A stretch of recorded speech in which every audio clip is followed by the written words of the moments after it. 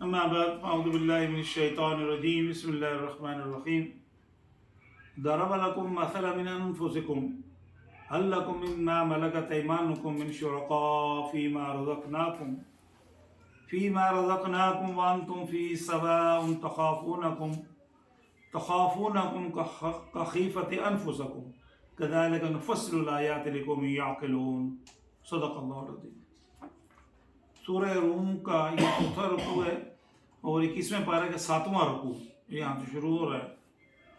تو اللہ تبارک و تعالیٰ نے اپنی توحید سمجھانے کے لیے، اپنی ذات کی وحدانیت سمجھانے کے لیے قرآن پاک میں بڑی پیاری پیاری بہت جگہ پر مثالیں ارشاد فرمائی ہیں۔ یہاں بھی اللہ تبارک و تعالیٰ ایک مثال ارشاد فرما رہے ہیں، ضرب لکم، ضرب المثل ایک لفظ اردو میں استعمال ہوتا ہے، مثال ہوتی ہے۔ ضرب لکم مثل، تمہارے لیے اللہ فرماتے ہیں ایک مثال بیان کی جاتی ہے، من انفسکم، تمہاری اپنی جانوں میں سے، تمہیں میں سے۔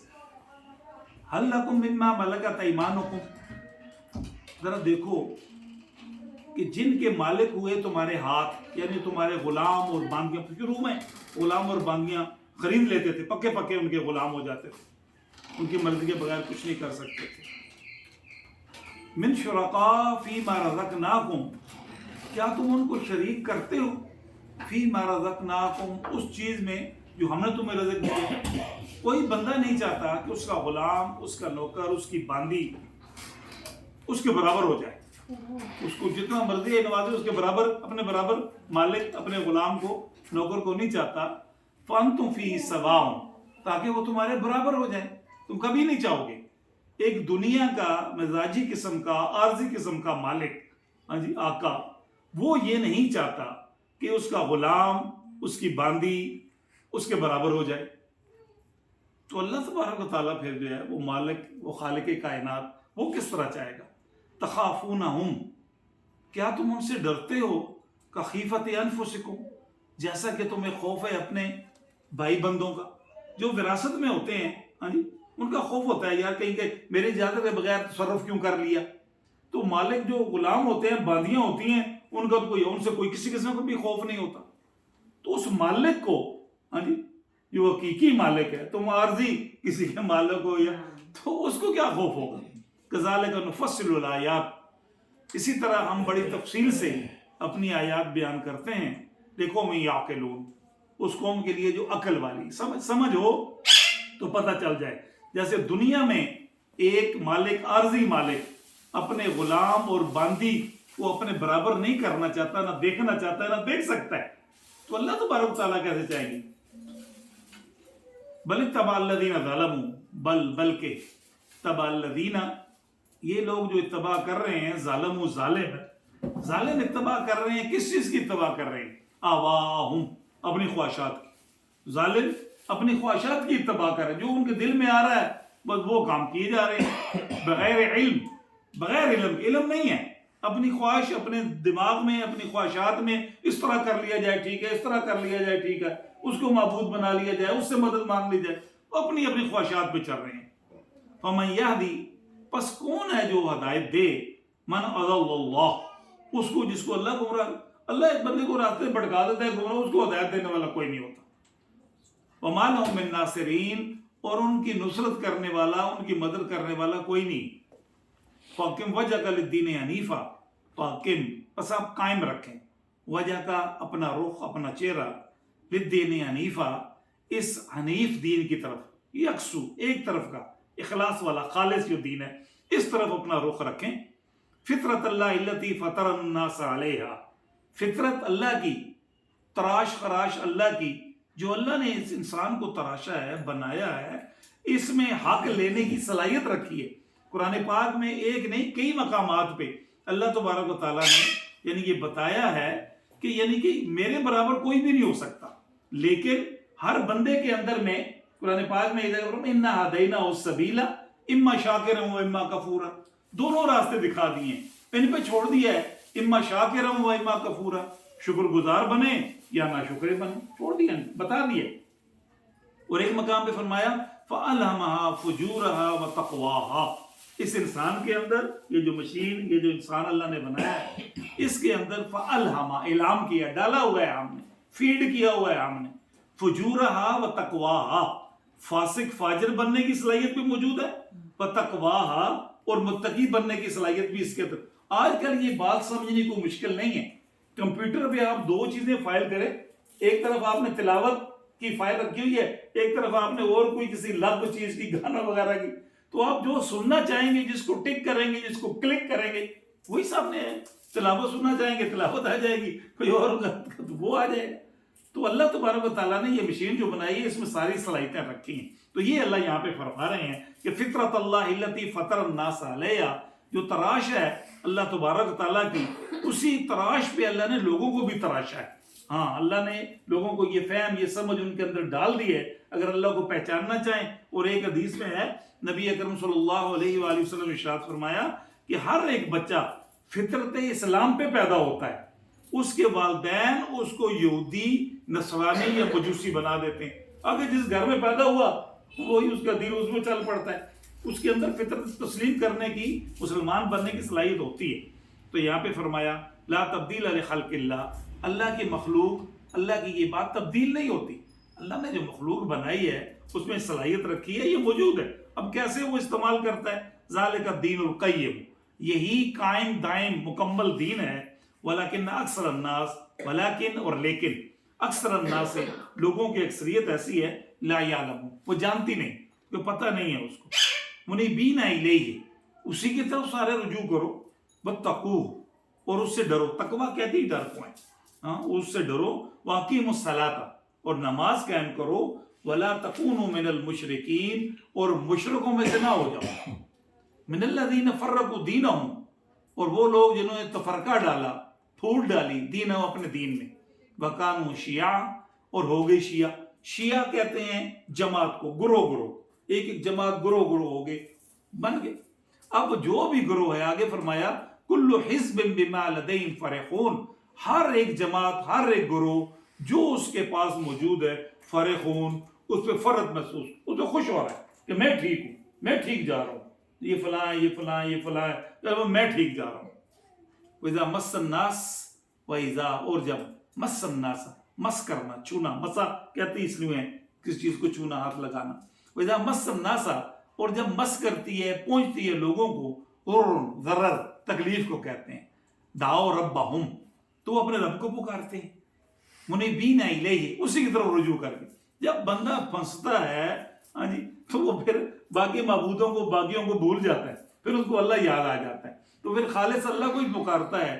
ثم اذا اذاقهم منهم رحمتا، پھر جب اس سے وہ تکلیف دور کر دیتے ہیں، ثم اذا اذاقهم منه رحمتا، پھر اپنی طرف سے اس کو اپنی رحمت کا ذائقہ چکھاتے ہیں، مہربانی کر دی، اس کی تکلیف دور کر دی۔ اذا فریق منهم، جب ہی ایک فرقہ ان میں ایسا ہے، بربہم یشرکون، اپنے رب کے ساتھ شریک شروع کر دیتے، یہ فلاں نے بچا لیا، میری عقل نے بچا لیا، پھر وہ یہ سارے شرک۔ لیکفروا، کیوں ایسا کرتے ہیں؟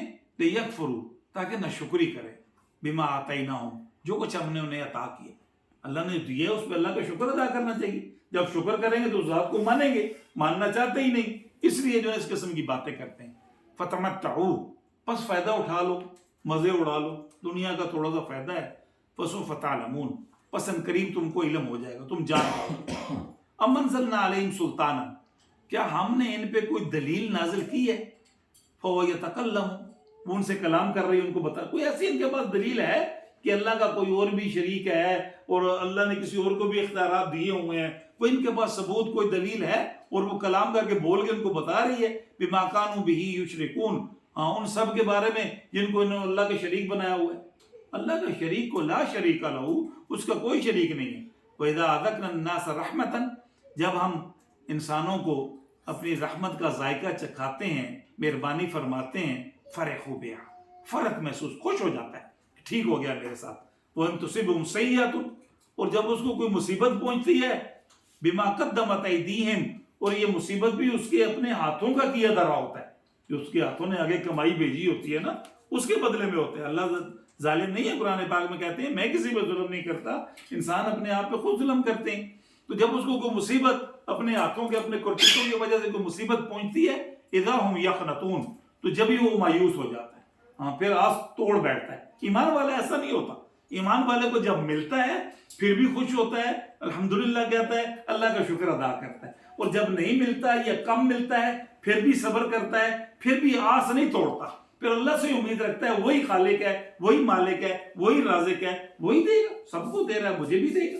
اللہ تبارک و تعالیٰ قرآن پاک میں کئی مقامات پہ ارشاد فرمایا کہ اللہ ہے جس کا چاہے رزق یبسط رزق لمن یشاء من عبادہ, جس کا رزق اپنے بندوں میں چاہے کشادہ کر دے, وہ یقدر اللہ, اور جس کا چاہے مقدار کے مطابق ماپ توڑ کے. یہ اللہ کو پتہ ہے نا کس کو کتنا دینا ہے. تو فرمایا اولم یرو, کیا انہوں نے نہیں دیکھا, ان اللہ, یہ آگے یہ آیت آ گئی, کیا انہوں نے نہیں دیکھا, ان اللہ یبسط رزق لمن یشاء ویقدر, کہ اللہ تبارک و تعالیٰ ہی بساط بچھا دیتا ہے, کشادہ دے دیتا ہے رزق, لمن یشاء, جس کو چاہتا ہے, وہ یقدر, اور جس کا چاہتا ہے مقدار کے مطابق ماپ تول کے دیتا ہے.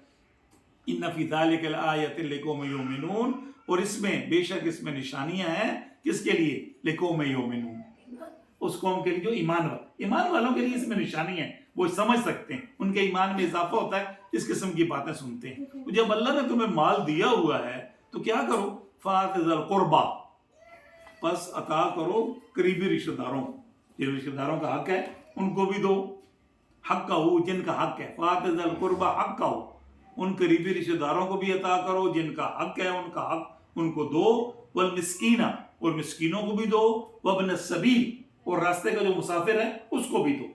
یہ کبھی نہیں کہنا چاہیے کسی کو, یعنی جھڑکنا نہیں چاہیے, اور کسی کو یہ نہیں کہنا چاہیے اٹا کٹا یہ ہے وہ, عجیب عجیب باتیں کرتے ہیں.